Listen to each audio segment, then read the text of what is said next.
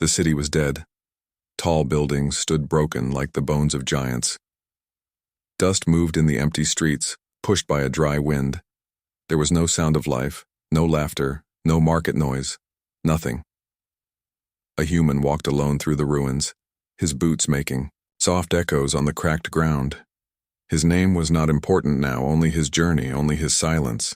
He was searching for food, for water, for anything left behind after the Great War. Every corner smelled of smoke and old blood. Every shadow whispered of danger. But then something changed. He stopped. From the darkness of a fallen wall, he heard a sound.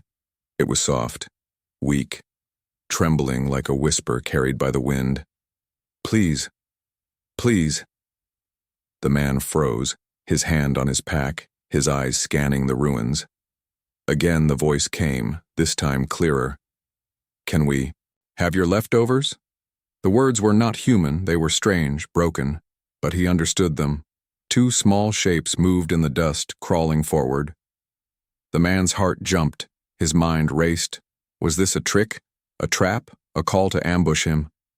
He stepped back, his hand on the small weapon at his side.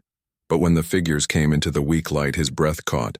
They were children, not human, alien, with pale skin that looked almost blue under the moonlight. Their eyes were wide, glowing faintly. Not with power but with hunger. Their bodies were thin, almost bones, clothes torn like rags from a lost world.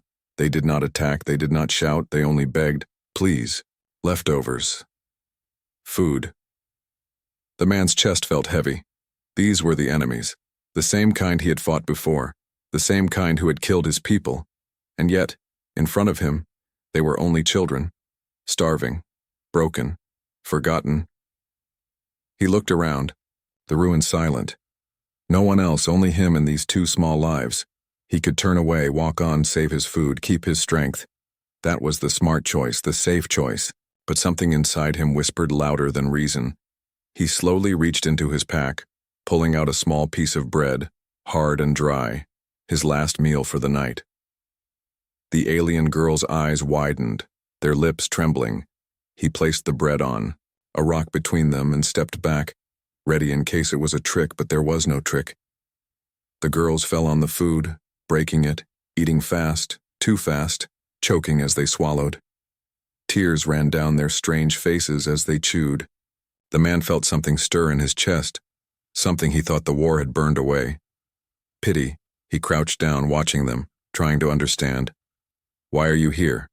he asked softly, not sure if they could understand. One girl lifted her head, crumbs on her lips, her voice shaking. "No home, no parents, and no one gives us food."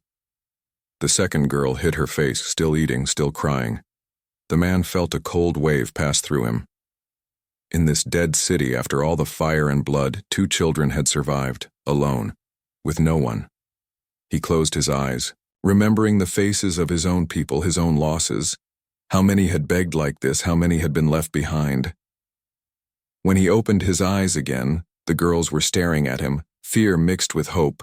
They were waiting to see if he would leave them now, if he would turn his back like everyone else. He stood slowly, his shadow long under the broken moonlight. The ruins around them were silent, but inside his chest, a storm was rising. This was not just a meeting. This was a test. Would he walk away, or would he carry the weight of two small alien lives?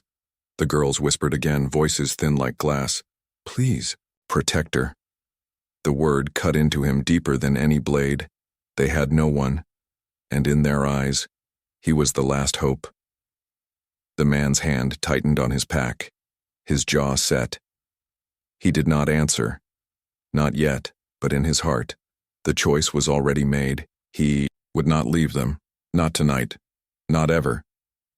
And somewhere in the ruins, hidden in the shadows, unseen eyes watched, waiting. The story of one human and two alien girls had just begun. The night air was cold, moving slowly through the broken streets. The human sat near a wall, his pack resting against the stone. In front of him, the two alien girls huddled close together, their small hands still clutching the dry bread he had given.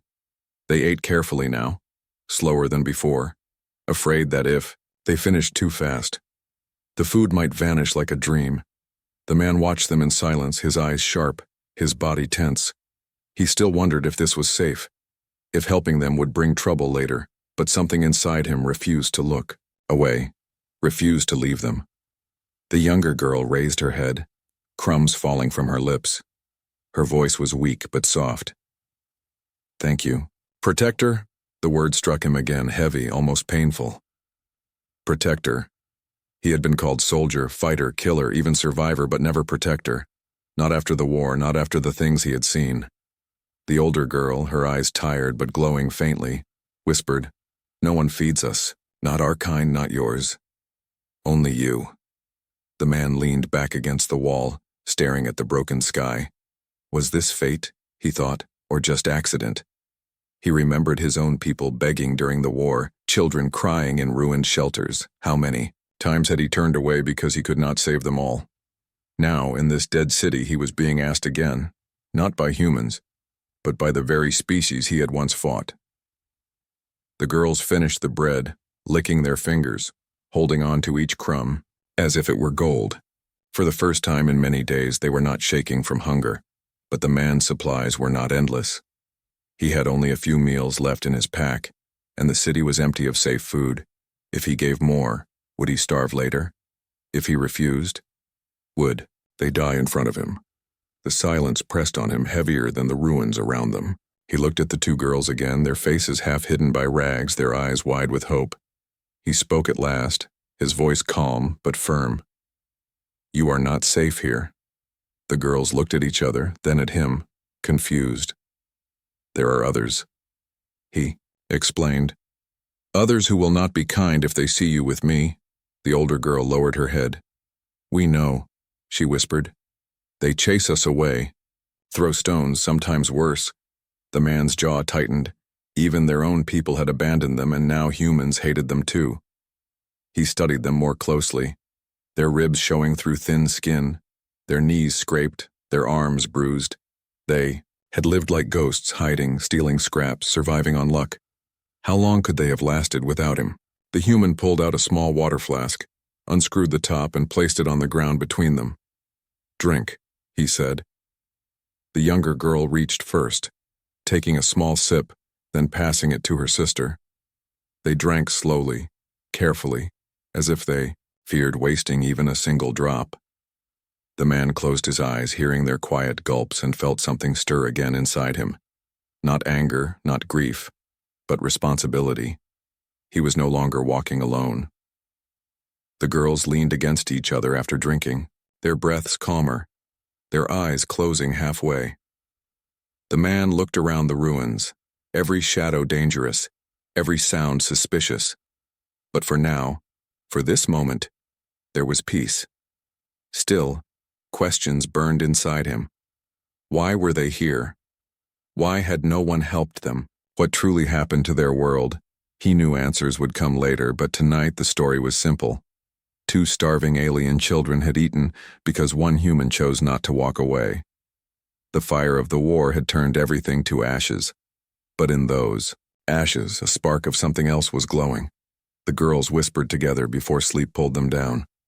Words too soft to hear. The man only caught one phrase, repeated like a prayer. "Protector. Protector." He turned his face to the ruined sky, the stars faint above smoke and dust. He wondered if anyone was watching, if fate itself had chosen this path for him. Tomorrow would bring danger, questions, maybe even betrayal. But tonight, there was only the sound of small breaths, the quiet of 2 full stomachs, and the heavy weight of a new promise. The man did not smile, but his eyes softened. For the first time in a long time, he felt less empty. And somewhere, in the far distance, a shadow moved in silence, unseen, waiting. The choice he made tonight would not stay hidden. The morning came slowly, weak light falling through broken clouds. The human opened his eyes, his body stiff from the cold stone ground. Beside him, the 2 alien girls were still sleeping, huddled together like frightened birds. Their faces looked softer now, no longer twisted by hunger. For a moment, the ruins seemed calm, almost peaceful. but inside his chest, the storm had not ended. He knew this was only the beginning. The human stood and walked a few steps, his boots crunching on scattered glass. He scanned the empty streets, every broken window, every dark corner. This city was not safe, not for him, not for them. He thought of leaving, thought of traveling farther away, but the voices from last night echoed in his head. Protector. Protector. He turned back and saw the younger girl stirring, rubbing her eyes. Her sister woke too, blinking at him with tired but hopeful eyes. The man knelt down, his voice calm. You survived here. How long? The older girl looked down, her fingers tracing the cracks in the stone. Many days, maybe weeks. After the war ended, she whispered. The younger girl added, her voice trembling. Our parents, they never came back. The man felt a heavy silence press on him. He had seen too many children without parents, too many faces lost to fire and hunger. Still, his heart tightened as the truth became clear. These girls had been left behind.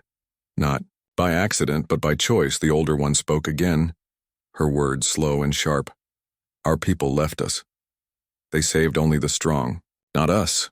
Her eyes glistened, but no tears fell. She had cried too much already. The human's jaw tightened, so this was not only war between humans and aliens, it was cruelty within their own kind.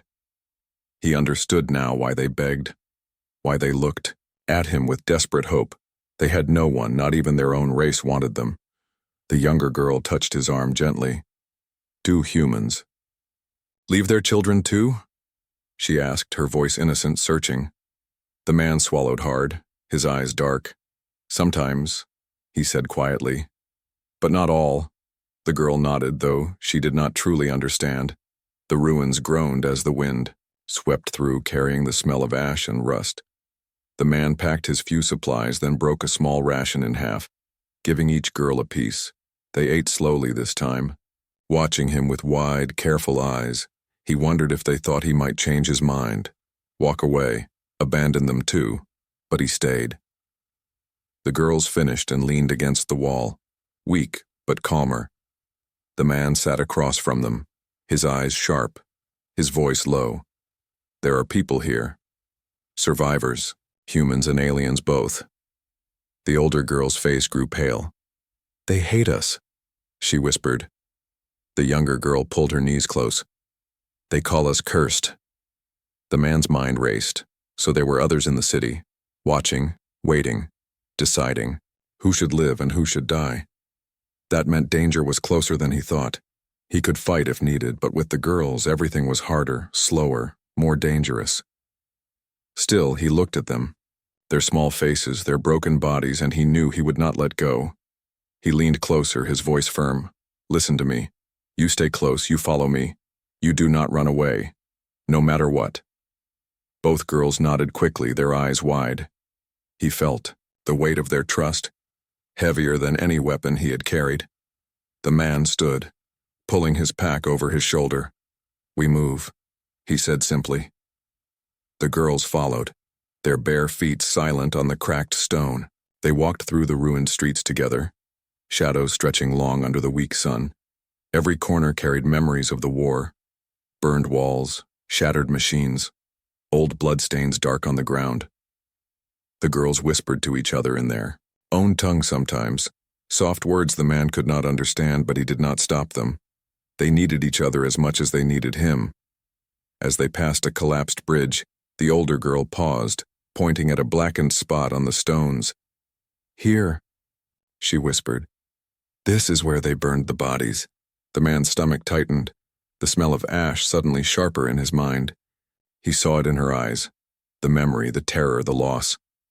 She had walked through this horror before and somehow survived. The human placed a hand on her shoulder, steady, silent. For a moment she looked up at him, and in her eyes, he saw the truth. They were not just hungry children. They were survivors of shadows far darker than hunger.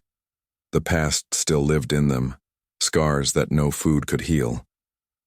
As they moved on, the city seemed to close around them. Every ruin whispered of betrayal, of cruelty, of lives thrown away. The human felt the weight of history pressing down, and he knew with a deep certainty that taking these girls with him was not only about food or safety, it was about something greater. It was about proving that in this broken world, mercy could still live. The shadows of the past would follow them, but so would his promise. And in the silence of the ruined city, unseen eyes were still watching, waiting to see how far one human would go for two alien children. The sun was sinking, turning the broken city into a maze of shadows. The human walked carefully, the two alien girls close behind him. Every step echoed in the silence. Every corner carried a threat. He kept one hand near his pack, the other near his weapon. The girls trusted him completely now, their small eyes following his movements, their steps falling in his rhythm. But trust was not enough. Trust would not keep them alive. He knew he had to give them something more, something that could help them survive. That night, when they rested in the hollow of a half-fallen building, the human took out two pieces of cloth from his pack. They were old, torn from his own jacket, but he wrapped them around the girl's shoulders like cloaks. The younger one touched the fabric, her voice soft, warm. The older one whispered, "No one ever gave us something before." The man did not answer, but in his chest something heavy shifted. It was not just food, not just water, but a gift, a sign that they mattered. The girls leaned against him, clutching the cloth like treasure. For the first time, they looked less like shadows, more like children. But peace never lasted long in the ruins. The next morning, as they searched for supplies, whispers reached him. Two scavengers half hidden behind broken cars, watching, whispering, pointing at the girls. The man's eyes narrowed, his hand tightening on his weapon. He pulled the children behind him, his voice sharp but calm. "Stay close." The scavengers did not attack, not yet, but their eyes burned with envy. Food was rare, water even rarer. But kindness was the rarest of all. Rumors had already spread, the man realized. Rumors that a human was feeding alien children, protecting them, giving them life. And in a world built on hunger and hate, such rumors were dangerous. That night, the girls sat near the small fire he lit with scraps of wood. They ate slowly, pieces of dried food from his pack. The older girl looked at him, her voice trembling. "Why do you help us? We are not your kind." The man stared into the weak fire, the flames dancing in his tired eyes. "Because no one else will," he answered simply. The younger girl whispered, almost in fear. "But what if they come? What if they take us away?" The man's jaw tightened, his hand gripping the metal pipe he used as a weapon. "Then they will have to go through me," he said. The girls leaned closer to him, their eyes shining with both fear and hope. The human watched the fire die down, but inside him, something else was burning brighter. The gift he gave them was not just food or cloth, it was the gift of belonging. The next day, he decided to teach them something more. He picked up two broken sticks and placed them in the girls' hands. "Hold tight," he said, showing them how to stand, how to swing. The girls looked confused at first, but then followed, copying his movements. They were weak, their swings clumsy, but their eyes grew sharp. "You must learn," he said. "Not only to eat, but to fight." The older girl nodded slowly, her voice serious. "Protector teaches, we listen." The man felt the weight of those words, heavier than any promise. As the sun set, the three of them practiced in the ruins, their shadows stretching long across broken walls. It was more than training. It was hope. But hope had a price. Later, that night as they rested again, a sound broke the silence. Footsteps, slow and careful, moving through the dust. The man stood instantly, his weapon in hand, his eyes sharp. The girls clung to him, their small bodies trembling. From the shadows, a figure appeared, another survivor, his face thin, his eyes wild. He looked at the man, then at the girls, his voice bitter. "You waste food on them? On aliens? While we starve?" The man did not move, his stance firm, his eyes cold. "They are children," he said. The survivor spat on the ground, his voice sharp with hate. "Children? They are not ours. They should die like the rest." The girls held tighter to the man, their eyes wide with terror. The human raised his weapon slightly, his voice low but steady. "Walk away." For a long moment, the survivor's eyes burned, with anger. But then he stepped back, disappearing into the shadows. The silence returned, but it was heavier now. The girls whispered together, their voices thin with fear. "They will come back. More will come." The man nodded slowly, his jaw set. "Yes," he said, "but I will be ready." He looked at them.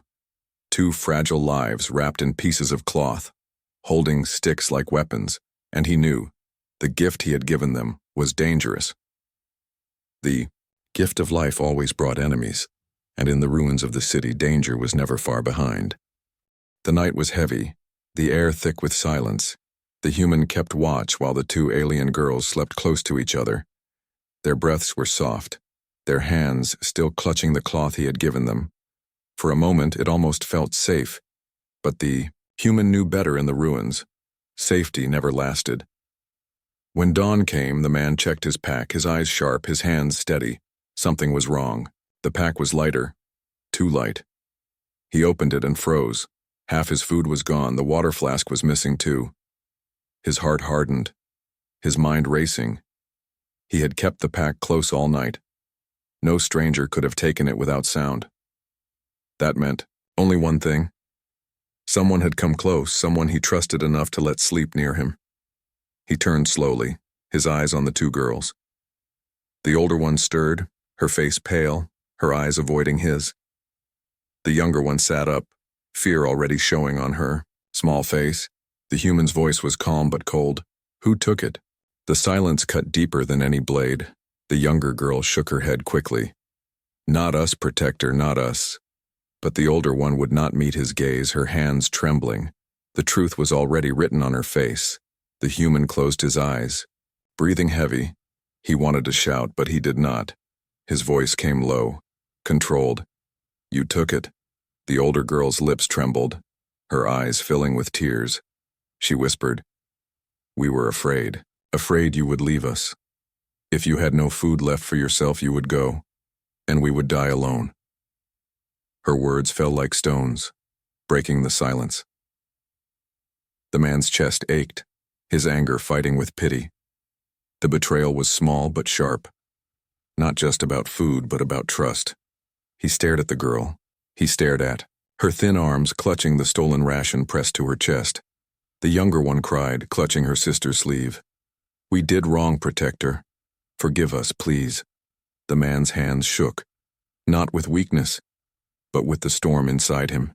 He had fought soldiers, faced death, walked through fire, but betrayal from these small eyes cut deeper.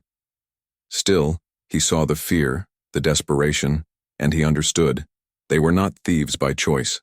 They were children drowning in hunger and fear. He knelt down, his voice heavy. "Listen to me. Food can be taken, water can be stolen, but trust. Once it is broken, it is hard to bring back." The older girl cried silently, her face buried in her hands. The younger one sobbed louder, whispering, "We will never do it again. We promise." The man closed his eyes, breathing slowly. He wanted to harden his heart, to stand and walk away, but he could not. He remembered the word they had given him, Protector, and protectors did not abandon, not even when trust was broken. He reached out, placing a hand on the older girl's shoulder, steady and firm.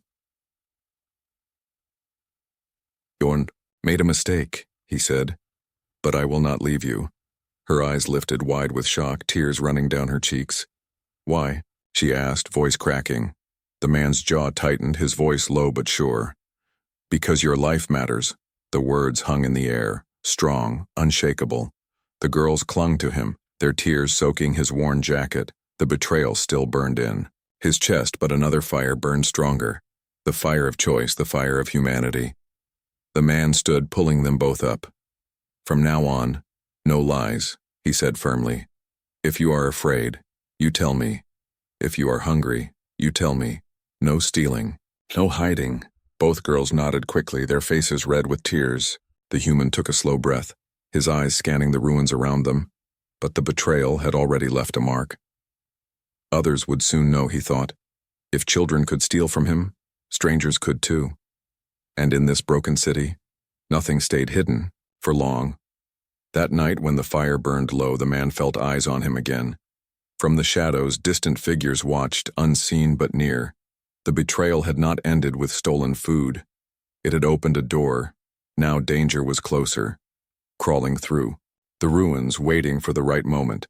The man held his weapon tighter, his body tense. The girls slept beside him, whispering in their dreams. But he did not close his eyes, because trust could break, food could vanish, but danger always came, and he knew the true test of protector had only just begun. The ruins were darker now, the sun hidden behind black clouds. The human moved carefully through the broken streets, the two alien girls walking close behind. Their small hands clutched the cloth he had given them, their eyes sharp with fear. After the betrayal, trust was fragile, thin like glass but still alive. The man knew they could not survive without it. Food was running low, the air was colder, and shadows followed them wherever they went. Every sound felt dangerous, every corner carried risk. The younger girl whispered, her voice trembling, "Protector, someone is watching." The man stopped, his eyes scanning the ruins. The city was silent, but he felt it too, the weight of unseen eyes. He tightened his grip on the metal pipe in his hand. "Stay close," he ordered, his voice low. They moved, again past broken machines and shattered walls. Then the older girl gasped, pointing to a rusted door half buried in stone. "There," she whispered. "Smell it. Food." The human stepped forward, his senses sharp. Yes, there was a faint smell, old but real. He pushed the door open with effort, the hinges screaming in the silence. Inside was a bunker, hidden deep beneath the ruins. Stacks of boxes lined the walls, dust covering them. But when he broke one open, packets of dried rations fell into his hands. The girls' eyes lit up, their hands reaching. But the man stopped them with a raised hand. "Wait," he said, his voice hard. The girls froze, confused, their eyes wide. The human looked around carefully, his instincts screaming. This food was too much, too untouched, too perfect. Someone had left it here, someone who might return. And in this world, no one shared without a price. He placed a ration into each girl's hand anyway. "Eat, but quickly," he said. The girls tore open the packets, eating fast, their faces shining with relief. The man ate little, his eyes never leaving the shadows. Minutes later, footsteps echoed above, heavy, slow, dangerous. The man's jaw tightened. They were not alone. He motioned the girls to stay silent. His finger pressed to his lips. Voices came through the broken stairwell, rough and sharp. Someone opened the bunker. Another voice growled, "If they touched our food, they die." The girls froze, terror filling their glowing eyes. The man's mind raced. He could fight. But with the children, escape was the better chance. He grabbed their hands, pulling them toward a narrow hole in the back wall. "Quiet," he whispered. The girls obeyed, their small bodies slipping through the hole first. The man followed, dragging his pack behind him. Just as the door above burst open, shouts filled the bunker. Angry, hungry, violent. They took it. "Find them." The human and the girls crawled through the narrow passage, their breaths loud in the silence. At last they stumbled out into another street, hearts pounding. The girls clung to him, their hands shaking. "Protector," the older one, whispered. "We almost died." The man's voice was steady, though his heart was racing. "Yes," he said, "but we are still alive, because we trusted each other." The younger girl's eyes filled with tears. "No stealing. No lies," she whispered, remembering his words. He nodded firmly. "That is how we survive." The three of them moved again, further into the ruins, but the danger was not gone. Behind them, angry voices echoed through the city, hunters now searching for the thief who dared take their food. The man knew they would not stop. The test had only begun. That night they found shelter in a broken tower, high above the streets. The man gave the girls half a ration each, then handed them the sticks he had trained them with. "Show me," he said. The girls swung clumsily, their bodies weak but their eyes sharp with focus. He corrected their stances, moved their hands, made them stronger. "You must learn," he said. Because trust is not only in words, it is in action. The older girl swung again, harder this time. The younger one followed, determination burning in her small face. The human felt a flicker of pride, a spark of hope. They were still weak, but no longer helpless. For the first time, they were not just survivors, but fighters in the making. As the wind howled through the broken tower, the man kept watch, his weapon in hand. The girls slept close together, holding their sticks like treasures. He stared into the distance, knowing the hunters would come again, and when they did, the true test of trust would decide who lived and who died. The night was heavy, the sky filled with dark clouds that hid the stars. The human sat near the broken window of the tower, his weapon in hand, his eyes sharp. The two alien girls slept close behind him, their breaths soft, their hands still holding the sticks he had given them. He knew the hunters were coming. The food they had taken from the bunker was too much to ignore. In a city where hunger ruled, no one forgave theft. The man's heart was steady, his mind ready. He had made a choice the moment he gave those children his bread. Now he would see it through no matter the cost. The first sound came just before dawn. Footsteps, many of them echoing through the empty streets. The girls stirred, their eyes wide with fear. "They found us," the older one whispered, her voice shaking. The younger one clung to his arm, whispering, "Protector, don't leave us." The man knelt down, his hand resting gently on their shoulders. "I will not leave you," he said, his voice firm. "Whatever happens, I stay." Tears filled their glowing eyes, but they nodded, trusting him completely.